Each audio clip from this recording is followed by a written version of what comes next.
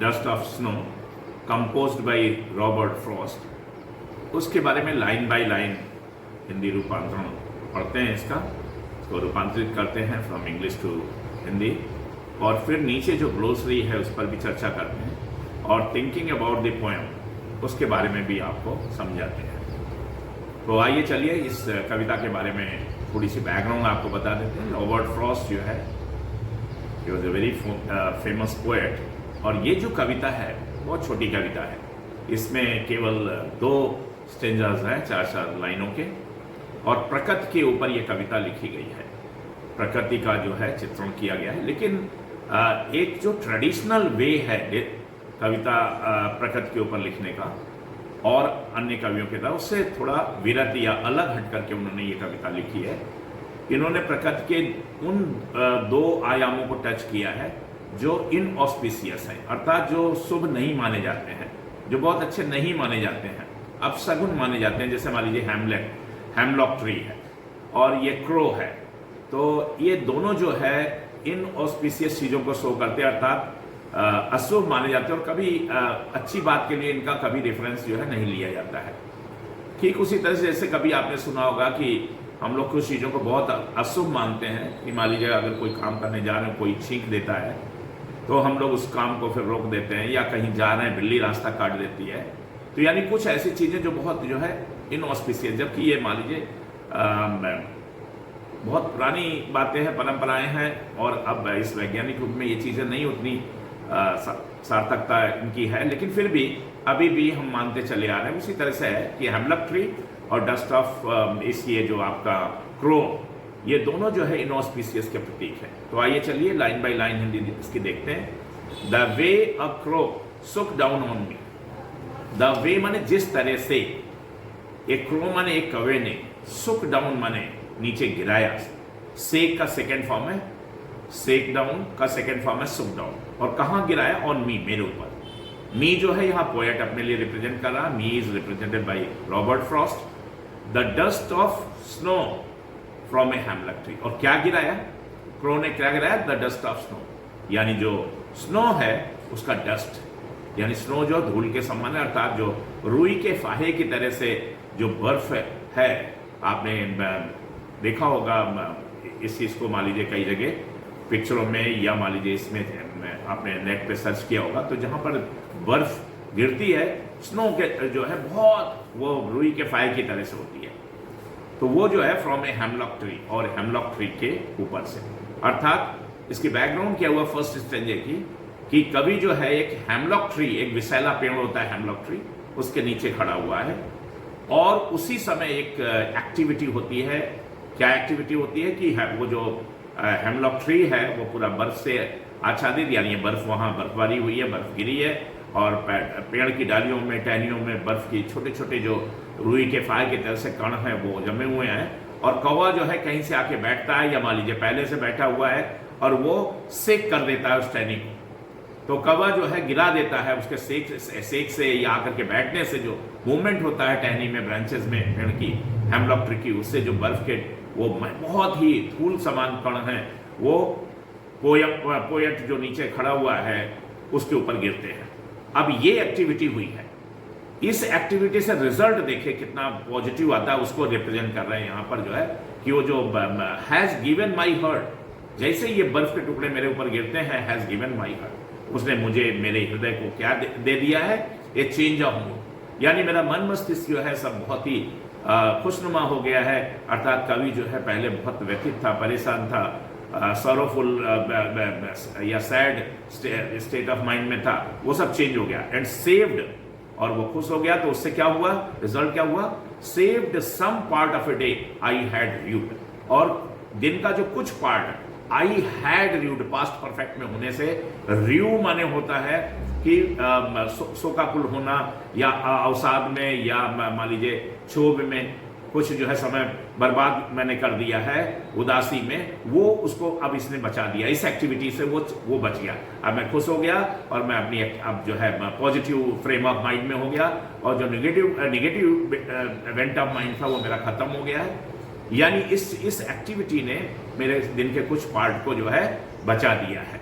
तो इस तरह का एक पॉजिटिव इफेक्ट हुआ, यानी इन ऑस्पिशियस या मान लीजिए कोई चीज जो अपशगुन है क्रो और हेमलॉक ट्री, उसने देखे किस तरह से कवि का जो मन बहुत पहले से उदास था, क्षोभ में था, बहुत रिग्रेट में था, वो जो है बहुत पश्चाताप कर रहा था, मान लीजिए किसी चीज को लेकर के कोई होगा उसके लाइफ में, तो उस चीज को जो है उसने बिल्कुल ऑल टुगेदर उसे चेंज कर दिया है। और अभी he is very happy, he is very hilarious now, he is joyous. अब वो जो है he will be able to do his work, जो रूटीन वर्क है बढ़िया से।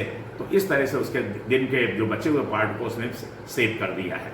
तो इस तरह से कविता खत्म होती है, लेकिन कविता का सार यही है कि किस तरह से जो है अपशगुन चीजों से में भी जो है पॉजिटिविटी कवि ने निकाल करके लाया है।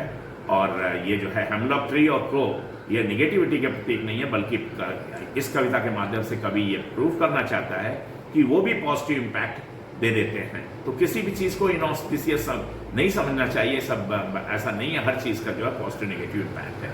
तो अब आइए ग्लोसरी में जो है हेमलॉक जो है एक पॉइजनस प्लांट है विद स्मॉल वाइट फ्लावर्स, एक विषैला पेड़ होता है। और र्यूट जो वर्ड है, र्यू एक वर्ब है, RUE उसका थर्ड फॉर्म है, हेल्ड इन रिग्रेट। तो यहाँ पर पास्ट परफेक्ट में लास्ट लाइन में यूज किया गया है, यानी जो सब दिन का पार्ट कवि ने जो है रिग्रेट में या मान लीजिए जो है क्षोभ में या पछतावे में व्यतीत कर दिया था, अब जो बाकी बचा हुआ पार्ट है डे का उसका बच गया है, और उसमें वो जो है वो पॉजिटिव फ्रेम ऑफ माइंड से काम कर पाएगा। नीचे आइए थिंकिंग अबाउट द पोयम में जो है हम थोड़ा सा आपको बता देते हैं इसका Hindi version. The poem presents a moment, ये कविता एक ऐसी मोमेंट प्रेजेंट करती है, एक ऐसा पल आपके सामने प्रस्तुत करती है दैट सीम्स सिंपल, जो देखने में तो बहुत साधारण कि एक पेड़ के नीचे खड़ा हुआ और एक कौवा बैठा और मान लीजिए बर्फ के जो वो डस्ट है वो गिरा नीचे, but has a larger significance. लेकिन इसका जो है एक बहुत बड़ा महत्व है जीवन में मनुष्य के, और मनुष्य के एटीट्यूड से, उसके जो है मेंटल फ्रेम ऑफ माइंड से जो है ये रिलेटेड है। आप कहते हैं कि इस कविता को अगर चाहें तो आप कंपेयर दिस अदर कोटेशन, एक दूसरी कोटेशन भी है, वो भी रॉबर्ट फ्रॉस्ट की लिखी हुई है, उससे भी तुलना की जा सकती है, जिसमें जो लाइन है ऐसी चलती है, always always a larger significance, dash dash dash a little thing touches a larger thing. तो ये कोई दूसरी कोटेशन या कविता है जिससे आप इसका जो है कंपैरिजन कर सकते हैं, दोनों में भाव जो है लगभग समान है। What is a dust of snow? Now first question is what is a dust of snow? अब dust of snow क्या चीज है? And what does the poet say? और कवि क्या कहता है जब ये बात बोलता है कि has changed his mood, कि उसका मूड ही चेंज हो गया, तो इसका क्या मतलब है? How has the poet's mood changed? और किस तरह से कवि का मूड जो है चेंज हुआ? इन सब प्रश्नों के आपको उत्तर देने होंगे। How does Frost present nature in this poem? Robert Frost ने जो है नेचर को इस पोयम के माध्यम से किस तरह से प्रस्तुत किया है रीडर के सामने। The following questions may help you to think of an answer.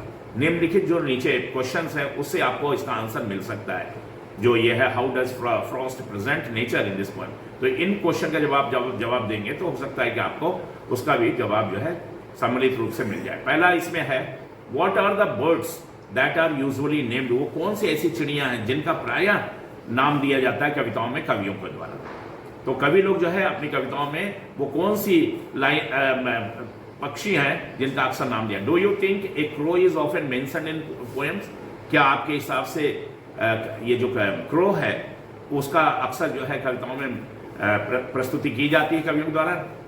लगभग नहीं, आंसर इसका होगा what images come to your mind, वो कौन से ऐसे इमेजेस हैं, दृश्य हैं जो आपके मस्तिष्क में आते हैं When you think of a crow, जब आप एक कौवे को सोचते हैं। Again, what is a hemlock tree? Hemlock tree जो है क्या है? Why doesn't the poet write about a more beautiful tree? ये poet जो है क्यों नहीं एक और अपेक्षाकृत ज्यादा खूबसूरत जो है पेड़ के बारे में क्यों नहीं बताता? जैसे कि मैपल ट्री है, ओक ट्री है जो बलूत का पेड़ है, पाइन ट्री है जो चीड़ का है, या मान लीजिए जो आपका देवदार के वृक्ष है, सब ज्यादा खूबसूरत है। इनका वर्णन क्यों नहीं करता है? इनको क्यों नहीं अपने रेफरेंस में लाता है? हेमलॉक ट्री को क्यों लेकर के आया?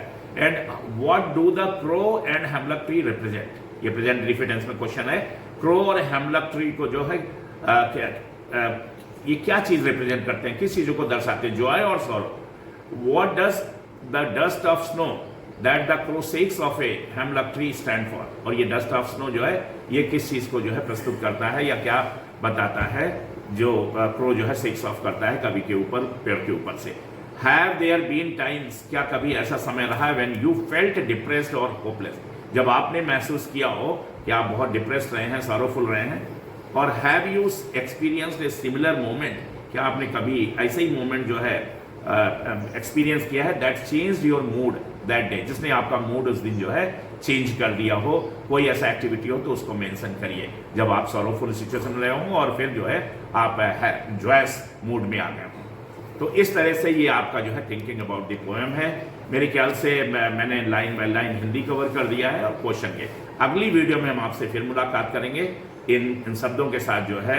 जय हिंद, जय भारत। अगली वीडियो में आपको जो है मैं पार्ट ये आपका जो है फिगर ऑफ स्पीच वगैरह और इसका इंग्लिश टू इंग्लिश एक्सप्लेनेशन प्रस्तुत करूंगा। Thank you very much. देखो क्या हुआ है।